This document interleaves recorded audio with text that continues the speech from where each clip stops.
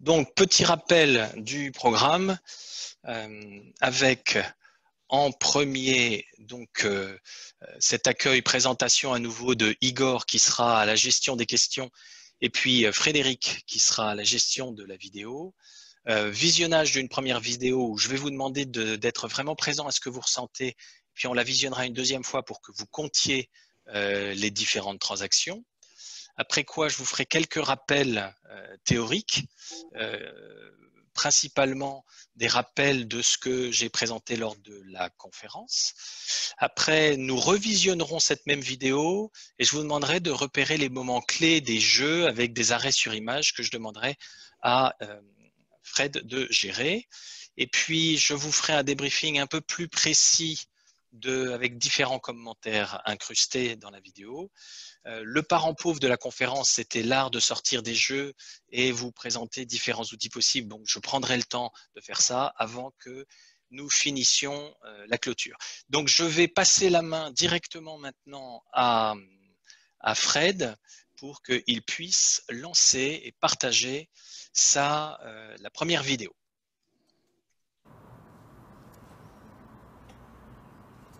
T'as encore laissé la cafetière allumée et blanc, tu vois. Genre ça va là. Bah non, mais non, c'est pas bien, je te le dis à chaque fois, tu me la laisses allumer toute la journée. Des bonnes repousses quand même. Ah oui, ça, c'est pas du luxe, hein. T'as déjeuné? Oui. Non? Oui? Ouais.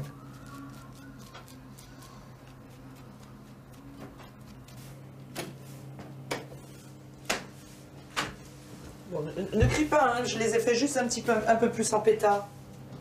Ça t'embête? Non, bon, ce que tu veux. Mais non, mais j'aime bien, hein, sinon, hein, moi j'aime. Hein. Et la couleur, ça va, hein? Hein, Minou? Pourquoi tu les as mis en l'air comme ça ici? Bah, tu sais Mais tu sais pas de quoi faire, c'est abusé. Mais c'est pas ça, c'est que j'aime bien. Mais ah non, mais tu me dis coupe de tu sais très bien quoi et là tu me fais un homme. Mais non, regarde, j'ai rien touché de particulier. Hein. La prochaine fois, tu iras chez le Oh, coiffeur. écoute, à chaque fois tu me Oui, dis non, ça. mais c'est terminé, vraiment. Mais oui, t'as raison. Je te couperai plus jamais les cheveux. Mais pourquoi? Parce que j'ai mis du Non, parce que glacier. c'est bon, tes remarques, elles sont crevantes. Non, mais j'aime bien ce que tu m'as fait. Mais j'aime bien les coiffer. Terminé. J'aime bien les coiffer Bah, tu à te ma coifferas manière. toute seule et tu iras te faire couper les cheveux. Moi, ce qui est important pour moi, c'est que tu me les coupes. Ta coupe, elle est bien, elle me plaît. Oui, bah tu iras te Mais les faire après, couper moi, ailleurs.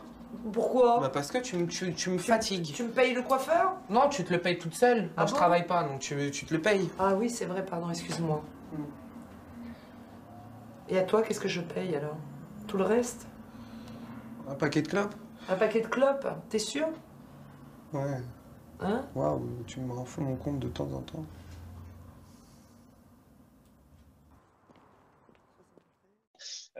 Peut-être je peux faire une petite pause. Donc, ce que je vous propose maintenant, c'est effectivement que vous puissiez, on va le revisionner et que vous puissiez compter le nombre de transactions qu'il y a. Alors, ce qu'on appelle une transaction, hein, c'est à la fois un stimulus et puis une réponse. Et donc, d'une certaine manière, c'est le nombre d'échanges qu'il y a entre les deux personnages, sachant qu'il y a 3 grands temps, vous l'avez vu, au moment où le fils fait la teinture de sa mère, le deuxième temps où elle est dans le cabinet de toilette adjacent à la cuisine, et puis le troisième temps où on est dans le salon et où on discute. Donc ce que je vous propose, c'est dans un premier temps de regarder la première scène et de bien écouter le nombre de transactions. Et l'idée, c'est que vous puissiez essayer d'identifier ce nombre de transactions. Tu recommences, Fred, s'il te plaît? C'est parti.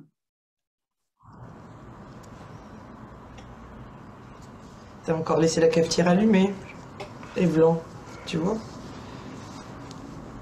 Genre ça va là. Bah non, mais non, c'est pas bien, je te le dis à chaque fois, tu me la laisses allumer toute la journée. Des bonnes repousses quand même.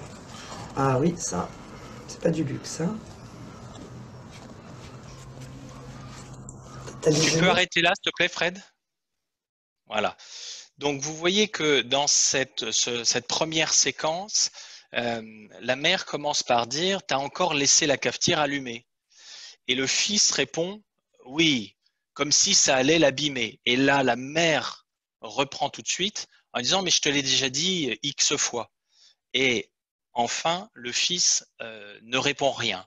Puis, il y a une deuxième série de transactions où la mère demande « est-ce que tu as déjeuné ?» Et le fils répond d'une façon un peu nonchalante « ouais ». Et ce que on reverra, c'est éventuellement le langage non verbal de la mère, hein, qui a un haussement de sourcils qui est assez explicite.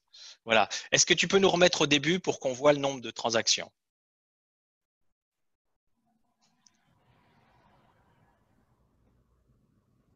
T'as encore laissé la cafetière allumée. Et blanc, tu vois. Ben non, mais non, c'est pas bien. Je te le dis à chaque fois, tu me la laisses allumer toute la journée. Voilà, Des stop. bonnes repousses quand même. Est-ce que tu peux arrêter? Voilà. Là, vous voyez, il y a grosso modo 2 transactions. C'est-à-dire que la mère initie en disant « tu as encore laissé la cafetière allumée ». Le fils répond « genre, ça va l'abîmer ». Ensuite, la mère reprend « mais enfin, mais non, mais non, mais non, si, si, ça l'abîme ». Et le fils répond en se taisant.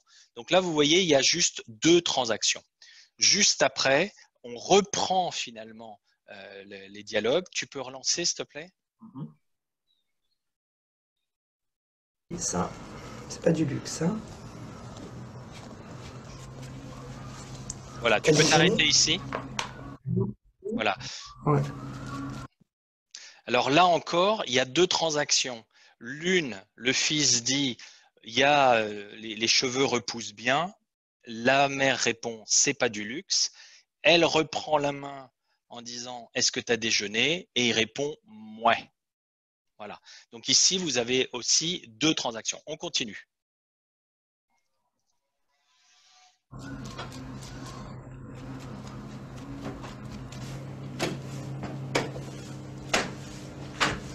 Bon, ne crie pas, hein, je les ai fait juste un peu plus en pétard. Ça t'embête? Non, non, non, ce que tu veux. Mais non, mais j'aime bien, hein, sinon, hein, moi j'aime. Hein. Ouais, et la couleur, ça va, hein? Hein, Minou? Pourquoi tu les as mis en l'air comme ça ici? Bah, Mais tu sais pas te coiffer, c'est abusé. Mais c'est pas ça, c'est que j'aime bien. Mais ah non, mais tu me dis coupe de tu sais très bien quoi et là tu me fais un homme. Mais non, regarde, j'ai rien touché de particulier. Hein. La prochaine fois, tu iras chez le Oh, coiffeur. écoute, à chaque fois tu me dis Oui, non, ça. mais c'est terminé, vraiment. Mais oui, t'as raison. Je te Voilà, couperai on peut plus jamais s'arrêter les là. cheveux. On peut s'arrêter là, s'il te plaît, Fred. Voilà. Alors là, vous voyez dans la séquence précédente, oui, pour répondre à Jeff, effectivement, une transaction, c'est la somme d'un stimulus et d'une réponse. Et donc oui, effectivement, c'est comme au ping-pong ou comme au tennis, il y en a un qui envoie la balle et l'autre qui répond. C'est ça qui crée ce qu'on pourrait appeler une transaction. Alors dans cette deuxième séquence, est-ce que quelques-uns vous avez identifié le nombre de transactions qu'il y a? Il y en a beaucoup, hein, ça va très vite. Tu peux nous remontrer? C'est-à-dire, je reviens à quel… Tu reviens juste au moment où elle arrive dans la cuisine en disant ouais, c'est un peu, voilà, ça va être là. Stop, c'est bon. Partez.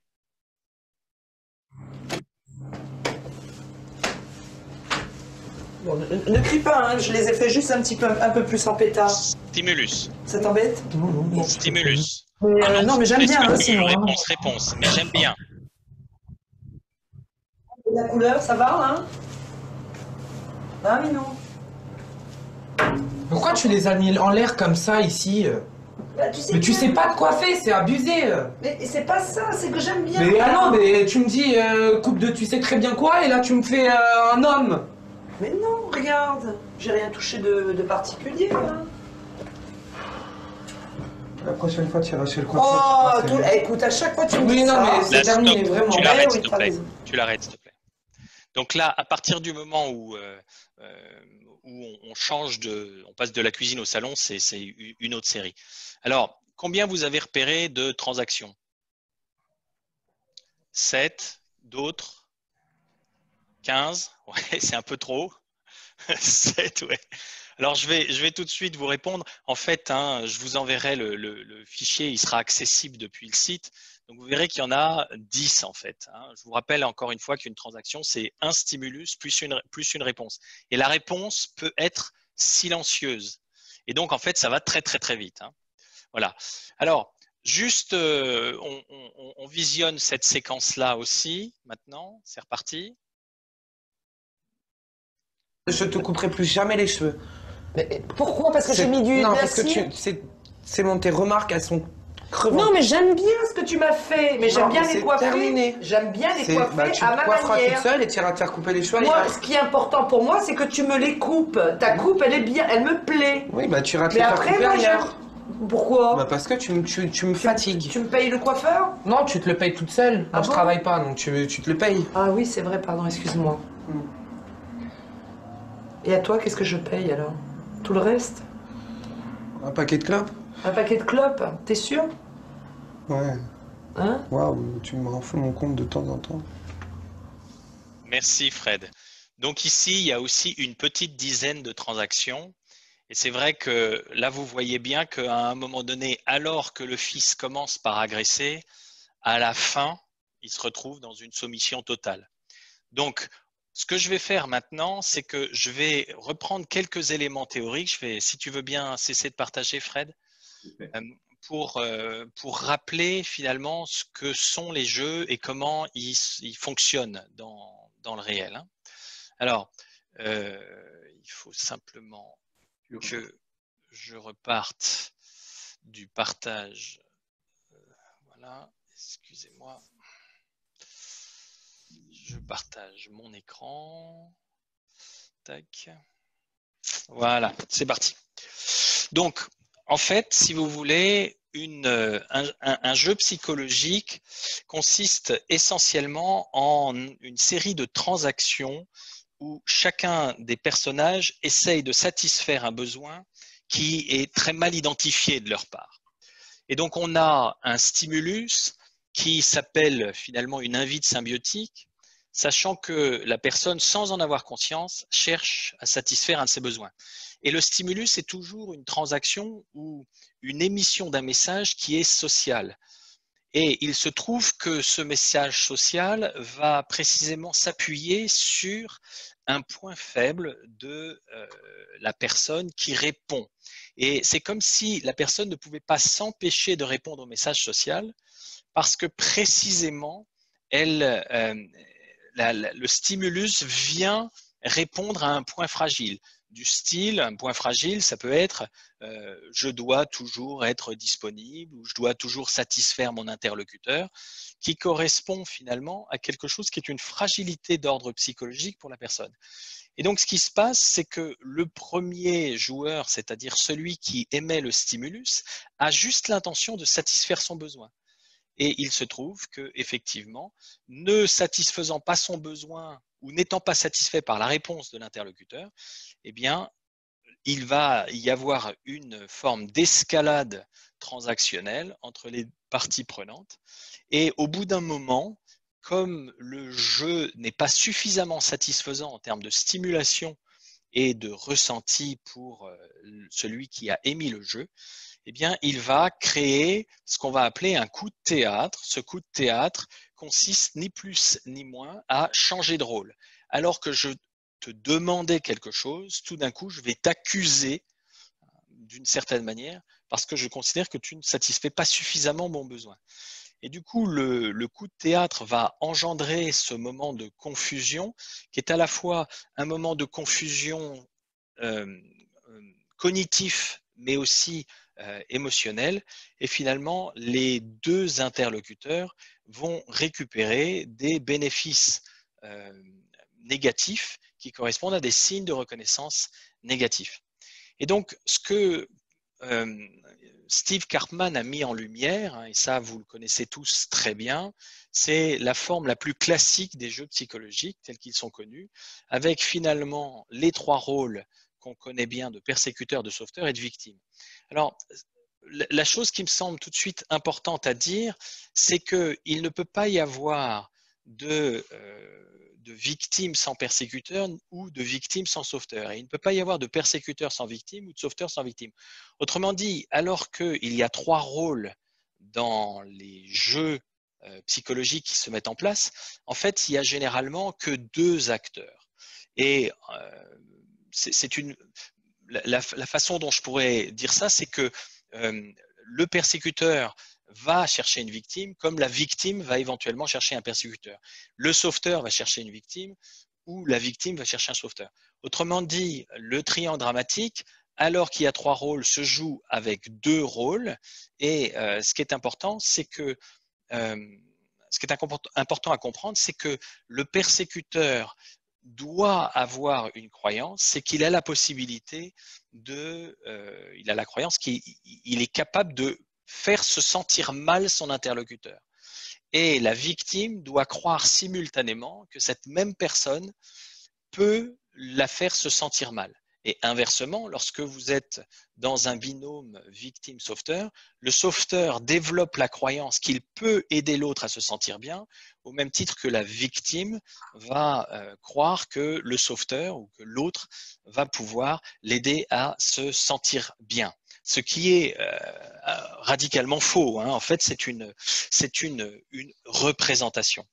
En fait, on constate donc que les jeux ou les échanges sont des transactions qui se répètent et qui se passent hors du champ de conscience des personnes et qui suscitent des sentiments parasites, c'est-à-dire des sentiments qui ne sont pas authentiques, alors que par exemple, vous pouvez être authentiquement triste, mais si effectivement la tristesse correspond à une émotion qui n'est pas valorisée dans votre entourage, eh bien, et qu'il est valorisé de remplacer la tristesse par la colère, eh bien, c'est la colère qui va s'exprimer. Mais cette colère, même si elle est ressentie, elle sera qualifiée de parasite ou de raquette, on dira en anglais. Et ce qui se passe, c'est que à partir du moment où il y a des sentiments parasites, eh bien, essayer d'exprimer les sentiments parasites ne va pas du tout être résolutoire. Alors que la plupart du temps, lorsque nous exprimons une émotion quand elle est vraie, eh bien, cette émotion a tendance à se dissoudre. Voilà. Et donc, dans les relations toxiques ou les jeux psychologiques, eh bien, on va voir qu'il y a toujours 2 transactions. Une transaction sociale, j'allais dire celle qu'on pourrait entendre et comprendre simplement en coupant l'image et en écoutant juste le son, mais en fait, on s'aperçoit que la transaction sociale est toujours porteuse d'un message psychologique et il se trouve que le sens de la transaction est précisément dans ce message psychologique. Et donc, la personne qui reçoit le message social répond au message social, mais sent confusément qu'il y a quelque chose qui se dit derrière. Là, dans la façon dont la mère parle à son fils, hein, tu as encore laissé la cafetière allumée. On entend dans le son qu'il y a un sens caché qui est « ça fait X fois que je te le demande et tu abîmes la cafetière et donc je te prends encore en flagrant délit de ne pas avoir fait ce qu'il fallait ». Et donc, vous voyez bien que la personne répond au message social, tu as encore laissé la cafetière allumée, mais en fait, il y a en dessous un message qui est extrêmement critique. D'ailleurs, le fils ne se laisse pas prendre et répond au message social en disant « bon, bah d'accord, comme si ça l'abîmait de la laisser toute la journée allumée ». Donc, il répond bien au message psychologique. D'ailleurs, ce qui fait grimper au rideau sa mère, qui se met à crier « non, non, non, non, mais enfin, voilà ». Et donc, le fait même que la mère réagisse comme ça montre effectivement qu'elle veut en découdre avec son fils au nom de la cafetière. Donc, vous voyez que finalement, cette espèce de double message à la fois social et psychologique crée une confusion à la fois émotionnelle et puis une confusion potentiellement mentale chez les personnes. Et à un moment donné, donc, il y a effectivement ce changement de rôle qui génère une espèce d'interruption de la transaction où chacun récupère un bénéfice négatif, c'est-à-dire un signe de reconnaissance négatif. Et ce signe de reconnaissance négative va renforcer les croyances limitantes que nous avons sur nous-mêmes, sur les autres, sur les relations, sur la vie, sur le monde, etc. Et donc, c'est très très important de constater effectivement que le jeu va suivre ce schéma qui est assez classique, hein, avec toujours une invite, ce qu'on va appeler une invite symbiotique ou un appât, qui est soit persécutrice, soit sauveteur, soit émise de la part d'une victime. Donc, ce que j'avais dit dans la conférence, c'est que certaines personnes avaient un point d'entrée dans les jeux psychologiques qui était plutôt persécuteur ou plutôt sauveteur, et d'autres plutôt victimes. Et que les invites peuvent passer ou partir soit des persécuteurs ou du sauveteur, mais aussi de la victime. Et donc, j'avais explicité quelques invites symbiotiques. Par exemple, oh non, là, pour ce genre de technologie, je ne suis pas du tout doué. Et donc, implicitement, le sauveteur va dire, mais attends, je vais t'aider. Et le persécuteur va avoir tendance à dire, bah, t'as qu'à lire le manuel et puis tu comprendras comment fonctionne Zoom et comment on partage effectivement l'image à l'écran. Voilà. Donc, ce genre de réaction, vous voyez, va se structurer à la fois autour de ce qui se passe à l'intérieur et de ce qui se passe à l'extérieur. L'extérieur, c'est le comportement social. À l'intérieur, c'est la posture que la personne adopte. Alors, juste un autre petit point avec un exemple ici que je remonte, que j'ai utilisé dans la conférence. Là, l'invite symbiotique de la victime, ici, c'est « toi seul peux m'aider, sans toi, je ne suis rien ». Il se trouve que cet invite symbiotique va se faire sur un point faible de l'autre personnage, plutôt sauveteur, qui est Monsieur Bleu, et le point faible de Monsieur Bleu, c'est son besoin de reconnaissance. Et donc, il va immédiatement dire, eh bien, je vais pouvoir t'aider, et bien sûr, je te reconnais comme tu m'as reconnu comme puissant, moi aussi, je te reconnais comme quelqu'un ayant du potentiel, donc ça m'intéresse de t'aider. Mais il se trouve que la personne qui a fait l'invite symbiotique à partir de la position de victime au départ, en fait, voudrait potentiellement que l'autre le prenne complètement en charge. Et il va avoir tendance toujours à dire « mais tu n'en fais pas assez et j'en veux encore plus et encore plus et encore plus ». Et donc, à un moment donné, Monsieur Vert étant insuffisamment satisfait, va avoir tendance à passer dans le rôle de persécuteur après une escalade où Monsieur Vert en demandera toujours plus et Monsieur Bleu essaiera toujours d'en donner plus. Et donc, à partir du moment où la victime passe en position de persécutrice, eh bien, le Monsieur Bleu passe ipso facto en position de victime, qui change donc de rôle et qui est extrêmement dépité en disant « mais moi, je cherchais simplement à t'aider ». Et donc, en fait, le Monsieur Vert va expliquer à l'autre que ce n'est pas suffisant et que finalement, il n'aurait pas dû lui demander de l'aide à ce Monsieur Bleu. Et donc, à partir du moment où il y a ce changement de rôle, Monsieur Bleu rentre dans une confusion à la fois émotionnelle et mentale, et donc les deux interlocuteurs se quittent sur, grosso modo, une très forte insatisfaction. C'est-à-dire, après le moment de confusion, effectivement, il y a la séparation. Où Monsieur Vert va dire, de toute façon, quoi que je demande, je ne serai pas satisfait, où je vais encore devoir me débrouiller tout seul, et Monsieur Bleu, même si j'aide quelqu'un, en fait, je m'aperçois qu'il n'est jamais, j'en fais jamais assez, et il n'est jamais satisfait. Donc, vous voyez que ici, le jeu va se maintenir tant que les deux personnages ne vont pas véritablement prendre conscience de leurs besoins respectifs et ne vont pas apprendre à faire de demandes explicites. Ici, ça pourrait être, eh bien, je n'arrive pas à faire ça, et est-ce que tu pourrais m'aider? Et l'autre va dire, oui, je t'aide dans la mesure où j'ai tant de temps à te donner, j'ai telle compétence à assurer ou que je vais pouvoir assurer, mais je ne pourrai pas faire ceci, cela, etc. À partir du moment où dans la relation, nous établissons des contrats, eh bien, nous sortons des jeux, hein, on va dire en analyse transactionnelle, qu'on remet l'adulte aux commandes et que, alors que dans un jeu, l'adulte est complètement dissous. Il n'est pas présent et il va y avoir énormément de ce qu'on appelle des contaminations avec des illusions et puis des préjugés entre les différents personnages. Ce que je vous propose maintenant, c'est de revisionner la vidéo, toujours la même, mais cette fois-ci, d'identifier à quel moment vous avez les changements de rôle. Normalement, c'est assez facile à voir parce que le changement de rôle peut se visualiser par un changement d'énergie. C'est-à-dire que le changement de rôle, si on prend toujours le cadre de référence de l'analyse transactionnelle, on va voir que les personnages changent d'énergie et changent d'état du moi fonctionnel pour communiquer. Et à partir du moment où effectivement ils changent d'état du moi fonctionnel, eh bien ça se voit aussi bien au niveau du langage non verbal que de l'expression verbale. Donc je vais repasser la main effectivement à Fred en arrêtant le visionnage. À toi Fred pour revisionner une troisième fois la vidéo.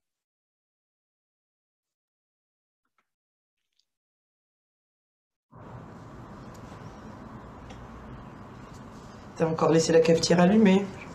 Et blanc, tu vois. Stop. Est-ce que tu peux t'arrêter là? Voilà. Tu as encore laissé la cafetière allumée et Vlan, tu vois. Le simple fait que la mère dise et Vlan, tu vois, elle identifie elle-même qu'elle est un tantinet persécutrice. Et c'est comme si elle était mal à l'aise de mettre les points sur les i et les barres au t de son fils. Et son fils va réagir en dévalorisant le propos de sa mère. C'est-à-dire qu'au lieu de rentrer dans une acceptation de la critique, typiquement, la mère attend que le fils s'excuse d'avoir oublié d'éteindre la cafetière. C'est aussi simple que ça. C'est ça qu'elle attend, elle. Parce qu'elle est soucieuse de maintenir la bonne santé de la cafetière. Et du café, parce que du café, café bouillu, café foutu. Et donc, ce qu'attend la mère implicitement dans sa petite persécution, c'est « Maman, je te prie de m'excuser, je ferai un effort demain ou la prochaine fois, de telle sorte effectivement que la cafetière ne soit pas abîmée. » Or là, ce qui se passe, on va revenir un tout petit peu en arrière et on va constater que le fils, lui, dit « Ouais, comme si effectivement ça abîmait la cafetière. » Et là, vous allez remarquer à quel point la mère est dépitée parce qu'elle n'obtient pas ce qu'elle veut obtenir de son fils. Et donc, elle surenchérit son attaque persécutrice dans ce qu'on appelle une escalade. Alors, vas-y, tu nous le remets au début et je ne vous interromps plus.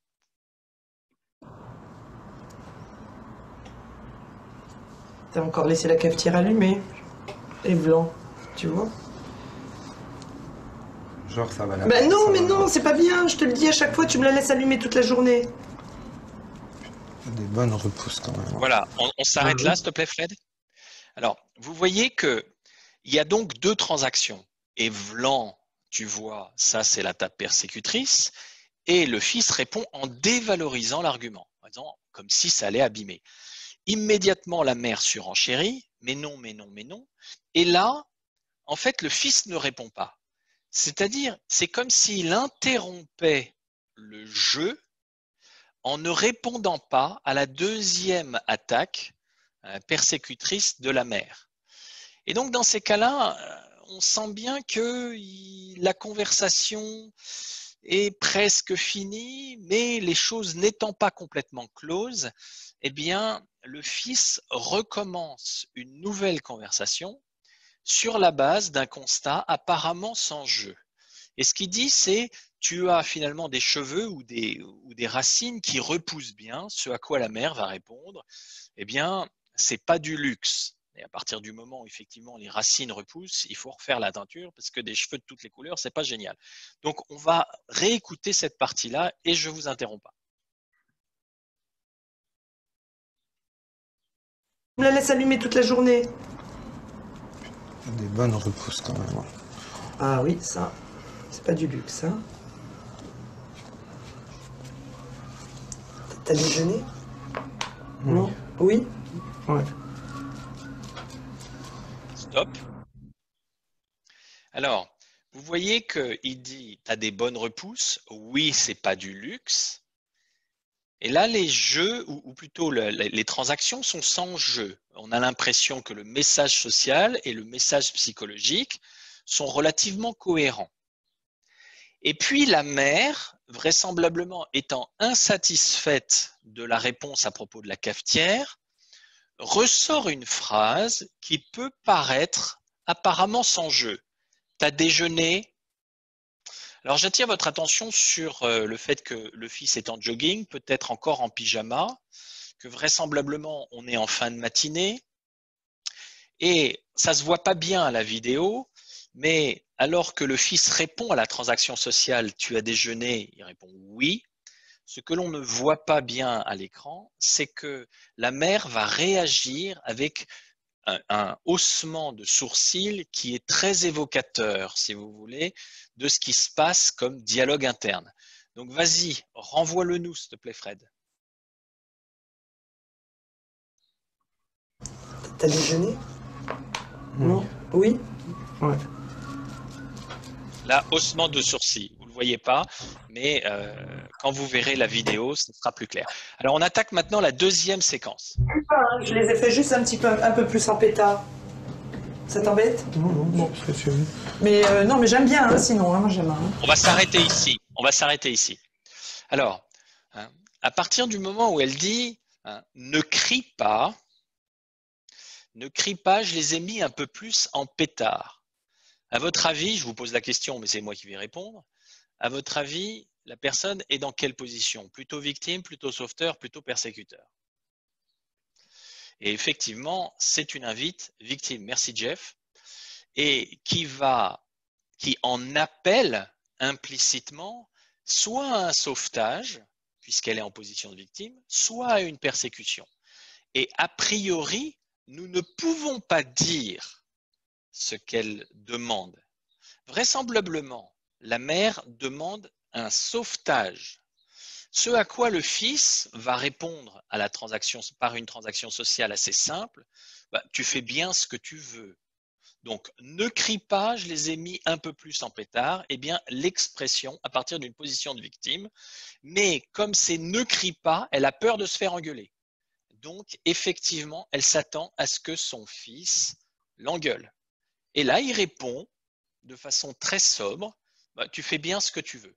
On réécoute ça. Vas-y, Fred. Bon, ne crie pas, hein, je les ai fait juste un peu plus en pétard. Ça t'embête? Non, parce que tu veux. Mais non, mais j'aime bien, hein, sinon. Hein, alors, on s'arrête là. On s'arrête. Donc, ça t'embête. Vous voyez qu'elle dit ne crie pas, je les ai mis un peu plus en pétard. Donc, comme il y a le ne crie pas, vraisemblablement, elle craint implicitement que son fils l'engueule. Et puis après, elle dit ça t'embête? Alors là, est-ce que ça part d'une victime? Est-ce que ça part du sauveteur? Est-ce que ça part du persécuteur? Ça ne peut pas être persécuteur. C'est apparemment, effectivement, une invite qui pourrait être, j'allais dire, de type encore victime. Mais en fait, elle est plutôt dans le sauvetage vis-à-vis du fils. En disant, voilà, je voudrais pas que ça t'embête, je te demande la permission, mais aussi, si ça t'embête, peut-être je ferai quelque chose pour sauver la situation. Et comme le fils donne crédit à sa mère, tu fais bien comme tu veux, à ce moment-là, elle est réconfortée et elle va pouvoir maintenant entretenir des transactions qui paraissent sociales et sans jeu. Là, ce qu'elle dit, c'est pas mal la couleur. Et comme le fils ne va pas répondre, elle va relancer, exactement comme au poker, si vous voulez. Elle relance en disant, c'est bien, minou. Et le minou, c'est la maman qui parle à son fils. Donc, on écoute ça. Vas-y, Fred. C'est bon, vas-y. Non, mais j'aime bien, hein, sinon, hein, moi j'aime. Hein. Et la couleur, ça va, hein? Hein, Minou? Pourquoi tu les as mis en l'air comme ça ici? Stop. Mais tu sais pas quoi faire. Stop. Donc, vous voyez bien qu'ici, alors qu'effectivement, il y avait une invite au départ de victime, puis une petite invite de sauvetage en disant « ça t'embête » et apparemment des transactions sociales sans jeu, en fait, le fiston commence à avoir accumulé un degré d'insatisfaction suffisant pour liquider ce qu'on va appeler la collection de timbres, c'est-à-dire qu'il va se mettre à exploser. Et l'explosion provient toujours d'une posture de persécuteur. Elle peut venir de la victime, mais en l'occurrence, effectivement, le fils, de façon intérieure, se sent victime parce qu'il a fait du boulot pour sa mère et finalement, la mère n'en fait qu'à sa tête, c'est le cas de le dire. Et donc, il est vexé intérieurement. Donc, il vit bien une position de victime intérieure et il va manifester dans le comportement une explosion de type persécutrice. Vas-y, Fred, à toi. C'est abusé. Mais c'est pas ça, c'est que j'aime bien. Mais ah non, mais tu me dis coupe de tu sais très bien quoi et là tu me fais un homme. Mais non, regarde, j'ai rien touché de particulier. Hein. La prochaine fois, tu iras chez le Oh, coiffeur. écoute, à chaque fois tu Mais non. Là, vous voyez que la mère essaye finalement d'amadouer. Mais non, j'ai rien touché, regarde. C'est-à-dire, elle essaye de légitimer le choix qu'elle a fait pour elle-même. C'est le minimum syndical qu'on peut demander finalement à quelqu'un. C'est-à-dire, est-ce qu'il assume effectivement la coiffure qui lui a été faite et la personne reste toujours libre de se recoiffer. Mais là, comme il y a un lien, si vous voulez, de codépendance entre la mère et le fils, en fait, la mère cherche toujours à obtenir une validation du fils qui a explosé et au moment où le fils explose, elle essaye dans un premier temps de calmer le jeu, mais finalement ça ne fonctionne pas et elle le fait plutôt à partir d'une position de victime. Mais non, regarde, etc. Essayant de sauver la qualité de la relation qui est une qualité assez merdique, hein, ceci étant dit. Et donc, vous voyez bien que là, on passe son temps à changer ou à montrer un comportement social qui n'est pas forcément le reflet de ce qui se passe intérieurement dans la relation à soi-même, hein, au niveau psychologique. D'accord ?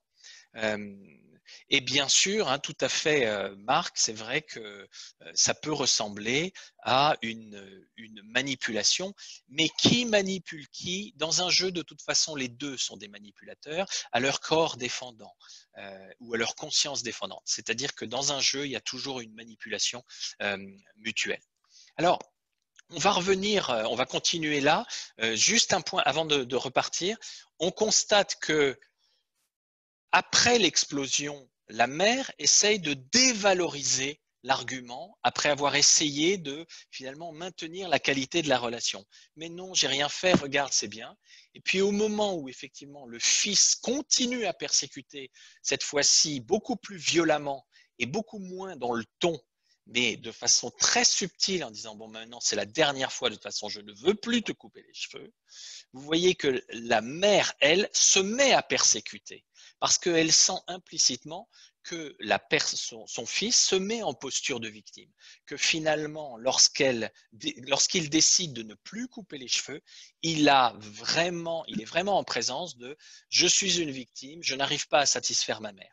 Et à ce moment-là, comme intérieurement il est en victime, eh bien la mère, de façon inconsciente, là, va dévaloriser l'argument et donc elle-même passer dans un rôle de persécuteur.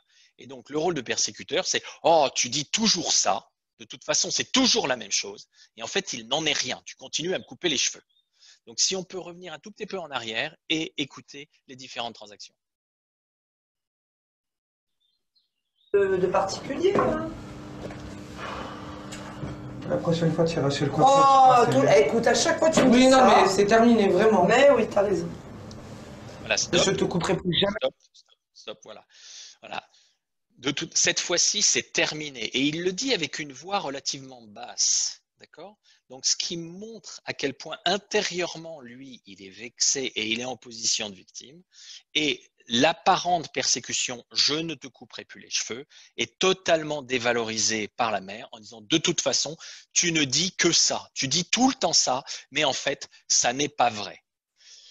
Et là, à votre avis, comment vivent les deux personnages? Les deux personnages vont en fait récupérer ipso facto des signes de reconnaissance négatifs. C'est-à-dire, je ne suis pas reconnu par l'autre, je ne peux pas satisfaire mes vrais besoins. Lorsque je rends service, ça ne donne pas pleinement satisfaction. Lorsque mon fils me rend service, je ne suis pas libre de recoiffer mes cheveux comme je veux, etc. Donc, vous voyez bien que toutes les transactions ici sont fondées sur une espèce de codépendance où les deux personnages ne parviennent pas à demander ou à expliciter leurs besoins et obtenir satisfaction de leurs besoins de façon positive. Et donc, si vous voulez, cette codépendance a de bonnes chances de perdurer. Or, qu'est-ce qui se passe? Là, on s'est séparés, on a récupéré les signes de reconnaissance négatifs, on s'est, j'allais dire, un peu calmé au niveau de l'intensité émotionnelle et on va remettre le couvert, mais cette fois-ci dans le salon. Alors, j'attire votre attention sur le chat. Vous voyez, le chat, il a les oreilles qui montrent qu'il trouve que finalement, l'ambiance n'est pas très bonne. Il va même finir par se barrer, le chat. Regardez. Le spectateur, absolument, Jeff. Elle est chou. Pourquoi? Parce que j'ai mis du Non, parce que glacier. c'est bon, tes remarques, elles sont crevantes. Non, mais j'aime bien ce que tu m'as fait. Mais j'aime Non, bien mais les c'est coiffer. terminé. J'aime bien les coiffer Bah, tu à te ma coifferas manière. toute seule et tu iras te faire couper les cheveux. Moi, ce qui est important pour moi, c'est que tu me les coupes. Ta coupe, elle est bien, elle me plaît. Oui, bah tu iras te Mais les faire après, couper moi, ailleurs. Pourquoi? Bah parce que tu me fatigues. Tu me payes le coiffeur? Non, tu te le payes toute seule. Moi, Ah je bon? travaille pas, donc tu te le payes. Ah oui, c'est vrai, pardon, excuse-moi. Et à toi, qu'est-ce que je paye alors? Tout le reste? Un paquet de clopes? Un paquet de clopes? T'es sûr? Ouais. Hein? Waouh, tu me rends fou mon compte de temps en temps. Voilà.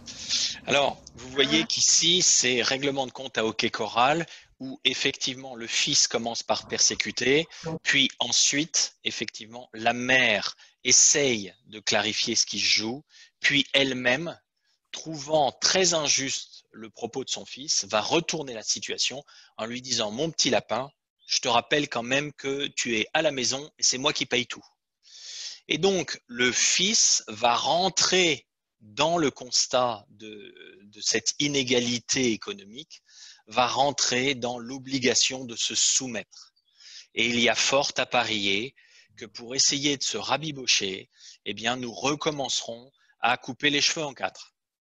De questions, je donne la parole à Igor. Alors déjà, pour ce webinaire sur les relations toxiques, on est à près de 70 participants. Je voulais noter que bien que le sujet puisse être toxique, l'humeur était joyeuse. Il y avait beaucoup d'investissements. Merci. Une bonne remarque de Jérémy Lafontaine sur bien vu le sujet sur la coupe de cheveux en ce moment. Oui, c'est vrai. Oui. Et différentes questions. Question de Jeff Carlotti. L'invitation symbiotique se compose d'un message social et d'un message psychologique, c'est bien ça? Oui, c'est tout à fait ça. Et puis, on va dire que ce qui caractérise le fait qu'il y ait un jeu, c'est pour ceux qui sont familiers de l'analyse transactionnelle, en fait, le message social part d'un état du moi et le message psychologique d'un autre état du moi. Et donc, il y a une confusion qui est très fatigante parce que lorsque nous recevons effectivement ces deux stimulus, eh bien, nous décryptons le message psychologique dans lequel se trouve le sens, vraisemblablement à un certain degré de frustration ou de persécution, et alors que le message effectivement social est une transaction qui paraît bon enfant. Elle ne l'est pas du tout, et on entend en fait le message psychologique dans la tonalité. Et comme les états du moi traduisent le type d'énergie qui est émise, eh bien on sent bien que les deux messages ne partent pas du même état du moi, ce qui crée la confusion. Autre question, donc le coup de théâtre se produit-il lorsque l'un des deux protagonistes change de rôle? Est-ce possible que l'un change de rôle et pas l'autre? Et du coup, y a-t-il un lien avec l'échelle des croyances d'Argyris? Alors, waouh.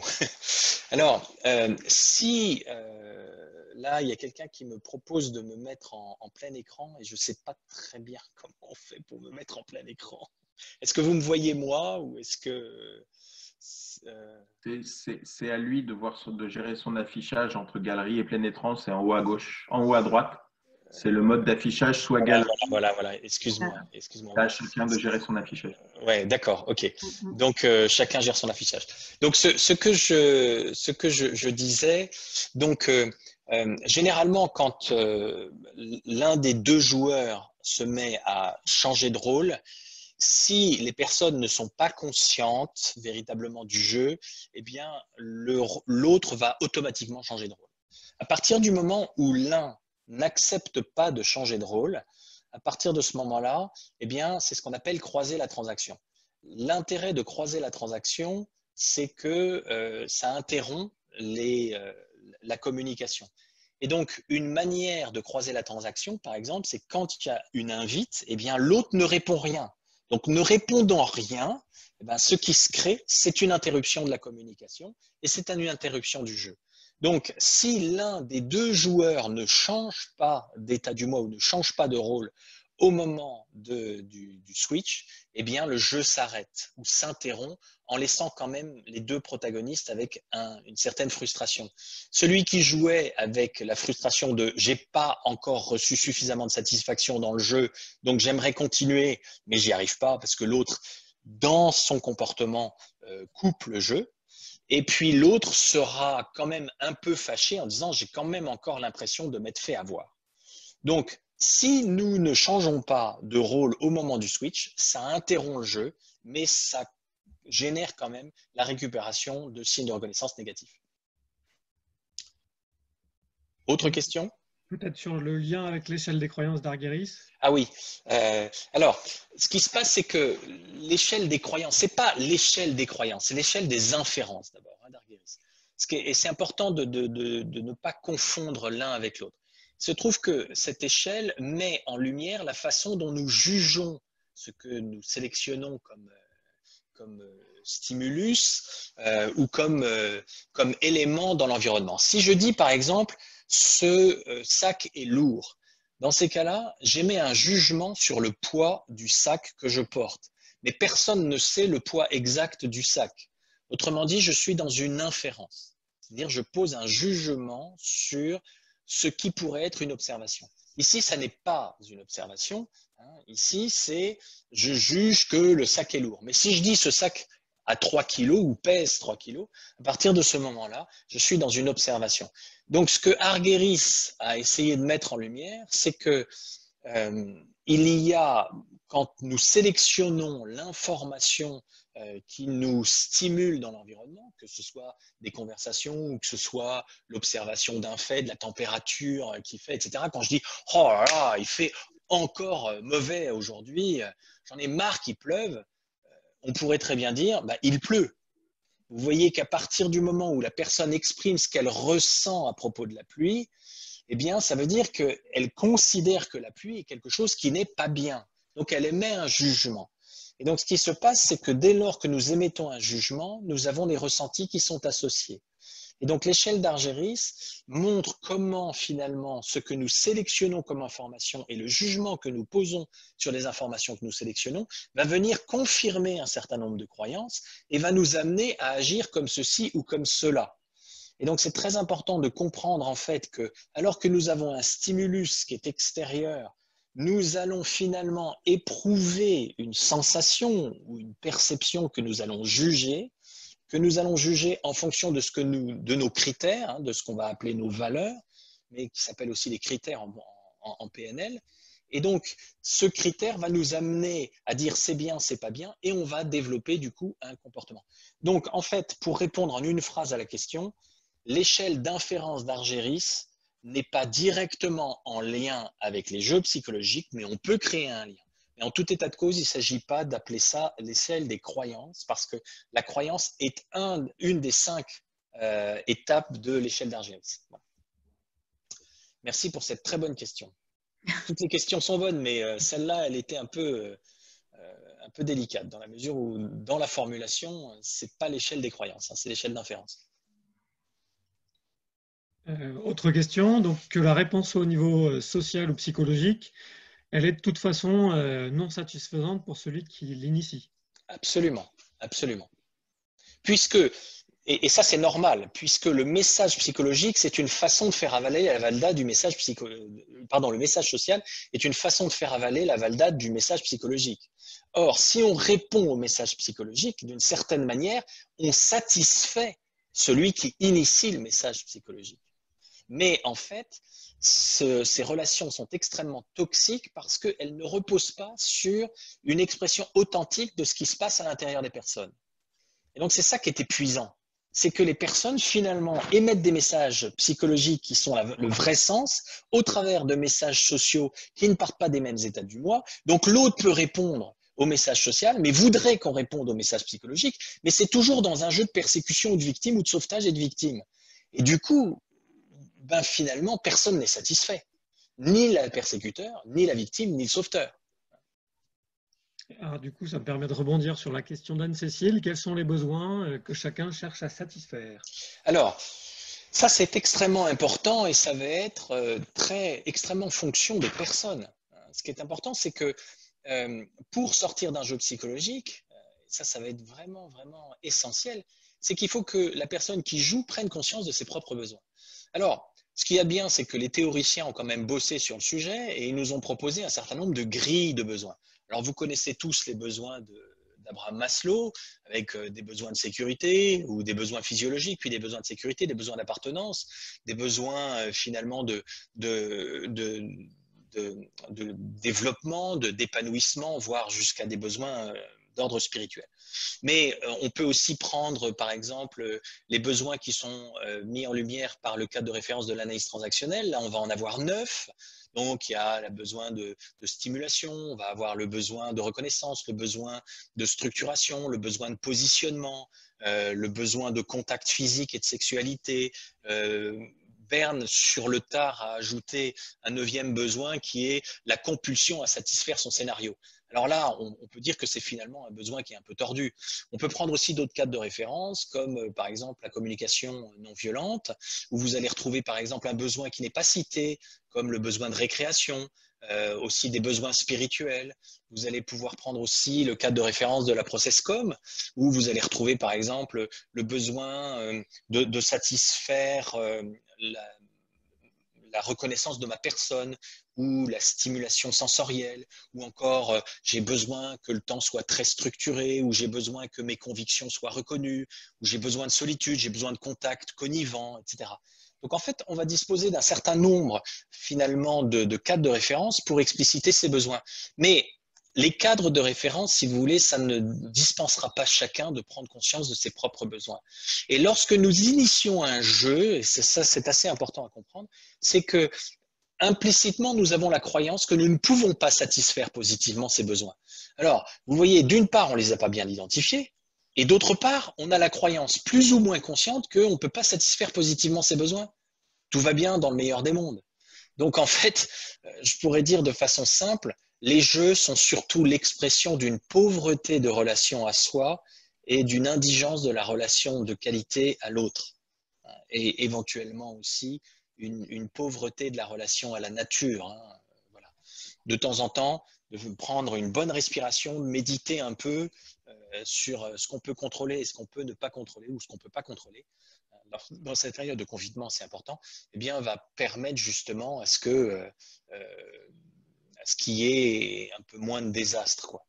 Alors, juste, je reprends là parce que j'ai vu aussi quelques questions. Les jeux servent à valider les croyances. Non, ça ne sert pas à valider la croyance, ça les renforce. Le jeu a une fonction, c'est d'essayer de satisfaire des besoins qui ne sont pas bien explicités. Mais de fait, ça va renforcer des croyances limitantes.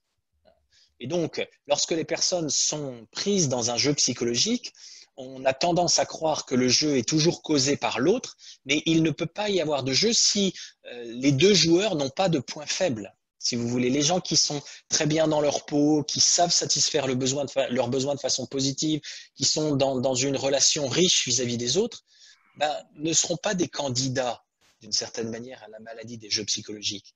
De la même manière, je pense que, sans être un grand Manitou de la médecine, je pense que notre degré vibratoire fait qu'on attrape telle ou telle maladie. Et donc, si vous développez une autosatisfaction, pas de façon j'allais dire, un peu puéril, je suis formidable, etc. Mais si vous cherchez vraiment à satisfaire vos besoins en profondeur de façon juste, eh bien, vous allez développer finalement un degré vibratoire intérieur beaucoup plus élevé. Vous cultiverez la joie. Les gens qui sont toujours en train de médire ou qui cassent du sucre sur les voisins ou qui maudissent le premier passant qui passe, ces gens-là, vous les fuirez. Vous ne serez pas bien avec eux et vous irez ailleurs. Autrement dit, les gens qui jouent se retrouvent ensemble et les gens qui ne jouent pas se retrouvent aussi ensemble. Voilà. Une autre question avant que j'avance un peu plus sur comment sortir des jeux psychologiques. Plusieurs questions, mais celle de Sophie Parizeau, à partir du moment où le message social est cohérent avec le message psychologique, sortons du jeu. Oui, alors quand on dit que c'est cohérent, ça veut dire qu'ils partent du même état du moi. Et à partir du moment où l'état du moi, du message social et du message psychologique sont effectivement cohérents, eh bien, on ne peut pas parler d'un vide de jeu. Alors, ce qui se passe, c'est que quelqu'un qui est sensible au jeu va éventuellement transformer le propos pour que ce soit conforme au jeu qu'il veut jouer. Je vais vous donner un exemple. Si je dis, demain, chérie, tu as prévu de faire quoi dans ta journée? Et que l'autre veut jouer, il aura tendance à transformer le message social et le message psychologique en créant la dissonance. En disant, oui, mais qu'est-ce que ça peut te faire ce que je veux faire demain? De toute façon, c'est toujours la même histoire. Tu me poses cette question-là parce que tu veux que je te rende un service. Et celui qui a simplement dit, chérie, c'est quoi ton emploi du temps demain, peut être absolument sincère. Mais vous voyez bien que, alors qu'il n'y a pas d'invite de jeu, celui qui veut vraiment jouer peut transformer le message, effectivement, social et psychologique en les dissociant. Je vais vous donner cette petite histoire qui est assez sympathique que j'aime bien pour expliciter la différence entre un jeu psychologique ou plutôt un message psychologique et un message social. Monsieur et madame sont à table. Madame pose la question suivante à madame. La viande que tu as préparée, non, c'est madame, pardon, qui pose la question à monsieur, excusez-moi. C'est madame qui pose la question à monsieur. La viande que tu nous as préparée ce soir, tu l'as achetée où? Et monsieur va dire, je l'ai achetée chez notre boucher habituel. Pardon pour ceux qui sont véganes ou ceux qui sont végétariens. J'ai pris de la viande, mais ça pourrait être autre chose. Et le lendemain soir, c'est monsieur qui pose la question à madame. La viande que nous mangeons ce soir, où est-ce que tu l'as achetée? Et à ce moment-là, madame de répondre, pourquoi? Tu la trouves pas bonne? En fait, ce qui se passe, c'est que la réponse est une réponse au message psychologique qui est fantasmé. Et généralement, on dit que les femmes ont de l'intuition précisément parce qu'elles entendent beaucoup plus le message social éventuel que les hommes. Je vous rappelle que c'est dans le message psychologique que se trouve le vrai sens de la communication. Et donc, en fait, on peut toujours tordre un propos en imaginant qu'il y a un message psychologique qui est différent du message social.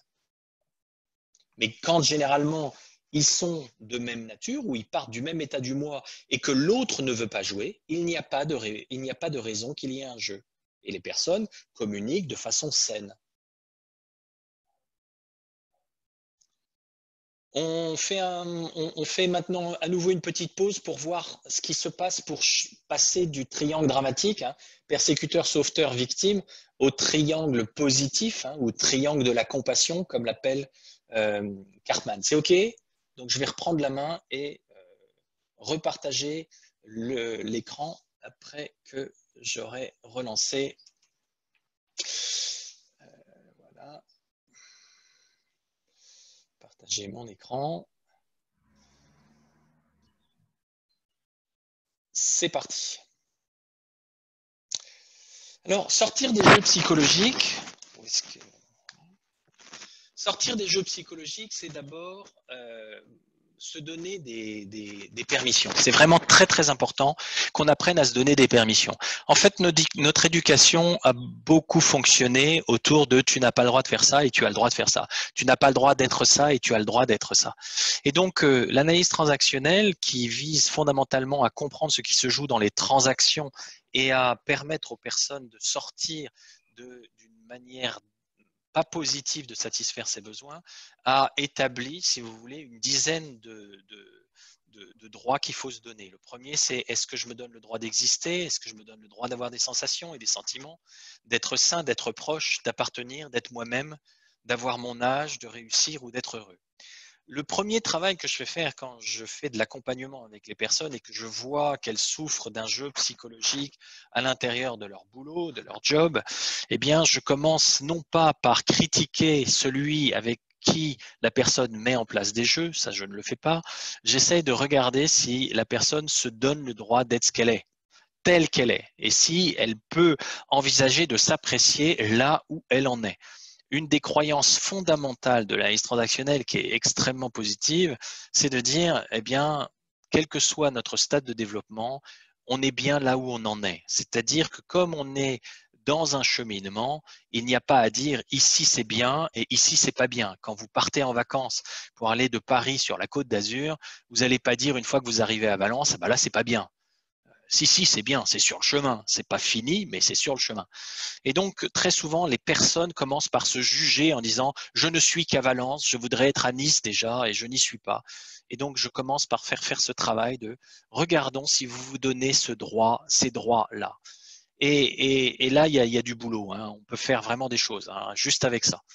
Le deuxième point, c'est bien comprendre que chaque rôle va pouvoir adopter des comportements, c'est-à-dire des éléments extérieurs et des éléments intérieurs qu'on va appeler une posture ou une attitude très différentes. Plutôt que d'être persécuteur, le persécuteur doit apprendre à être protégeant, c'est-à-dire poser des protections, des limites dans la relation et effectivement montrer des signes de puissance dans la relation, puisque c'est entre guillemets celui qui est dans une position haute dans la relation. De la même manière, une autre position haute dans la relation qui est bien sûr du côté sauveteur, eh bien c'est plutôt que d'être sauveteur, il va falloir plutôt essayer d'être soutenant et solidaire avec ceux qui ont des difficultés et qui peuvent naturellement se mettre en position de victime. Et de la même manière, la victime va devoir développer une attitude intérieure volontaire et accepter sa vulnérabilité. Alors, si vous êtes là, c'est que peut-être vous mettez en place des jeux psychologiques ou que vous subissez des jeux psychologiques. Et je voudrais juste vous donner un tout petit point de repère pour identifier si dans la relation, vous rentrez naturellement dans une position de sauveteur. Je commence par là, tout simplement parce qu'il est très fréquent dans les gens qui font de l'accompagnement, il est très fréquent qu'ils aient développé, si vous voulez, cette posture très de sauvetage ou de volonté d'aider l'autre. Or, il y a 4 questions qu'il faut se poser très rapidement pour savoir si on est sauveteur lorsqu'on va aider quelqu'un. La première, c'est est-ce que finalement la personne me demande quelque chose? Alors, il y a des gens qui viennent vous aider alors que vous n'avez rien demandé. Et donc, à partir du moment où on ne vous demande rien, il se peut bien que vous soyez potentiellement dans un sauvetage. La deuxième question qu'il faut que vous vous posiez, c'est d'accord, il y a une demande, mais est-ce que je suis la bonne personne pour répondre à cette demande? Autrement dit, est-ce que je suis compétent pour répondre? Et lorsqu'il y a une demande, mais que vous n'êtes pas la bonne personne, eh bien, potentiellement, vous vous trouvez dans une position de sauvetage. Troisième question, c'est finalement, est-ce que je ne fais pas plus de 50% du boulot? Si, de fait, il y a une demande que je suis compétent, mais que je fais tout le boulot pour l'autre, c'est comme si vous étiez sur un bateau avec 2 rames et vous ramez tout seul alors que l'autre rame pas. Donc, globalement, vous allez tourner en rond. Donc, troisième question, c'est est-ce que je ne fais pas plus de 50% du boulot? Parce que aider l'autre, c'est potentiellement, et c'est à terme, l'aider pour qu'il se débrouille tout seul. Et donc, il est extrêmement important ici de ne pas faire plus de 50% du boulot, sinon vous risquez effectivement de tourner en rond. Alors, vous allez dire, oui, mais la personne qui coule, hein, qui se noie, là, il faut faire 100% du boulot. Je ne suis pas en train de dire, ah bah alors, je te tends la main, mais il faut que tu me l'attrapes. Si la personne n'est pas capable d'attraper la main, bah, faut aller la chercher. Donc, je ne suis pas en train de dire qu'il faut toujours ne faire que 50% du boulot. Mais c'est important de se poser cette question. Et puis la quatrième question, pour vérifier qu'on n'est pas dans une position de sauvetage, c'est de se dire, mais est-ce que j'ai envie effectivement de rendre service? Est-ce que j'ai envie de rendre ce service-là? Donc déjà, hein, pour sortir des jeux, se poser la question de ces 10 permissions, puis ensuite regarder très rapidement si dans la relation, lorsque nous nous positionnons en tant que sauveteur ou en tant que justement dans ce rôle d'aide, est-ce qu'il y a une demande, est-ce que je suis compétent, est-ce que je ne fais pas plus de 50% du boulot et est-ce que j'ai vraiment envie de le faire? Donc ça, c'est un premier point. Un autre point qui va être important ici, c'est de comprendre que alors que le comportement, il y a toujours un niveau social, en fait, de facto, il y a toujours aussi un niveau psychologique. Alors, le niveau social se met dans la relation. C'est-à-dire, c'est le comportement que deux personnes vont avoir. Mais dans ce comportement que deux personnes vont avoir, en fait, elles ont une relation à elles-mêmes, c'est-à-dire un rapport à soi, qui est dans ce qu'on appelle le triangle psychologique. Autrement dit, il y a un triangle social et un triangle psychologique. Donc, vous voyez que là, le persécuteur, le sauveteur et la victime, avec le PSV extérieur, montre ou fait référence au comportement visible, alors que intérieurement, eh bien, les personnes peuvent être dans une autre posture. Autrement dit, lorsque tout à l'heure le fils dit « bon bah puisque c'est ça, je te couperai jamais, plus jamais les cheveux », vous voyez bien qu'intérieurement il est vexé et qu'il se victimise, mais qu'extérieurement il prend un comportement persécuteur.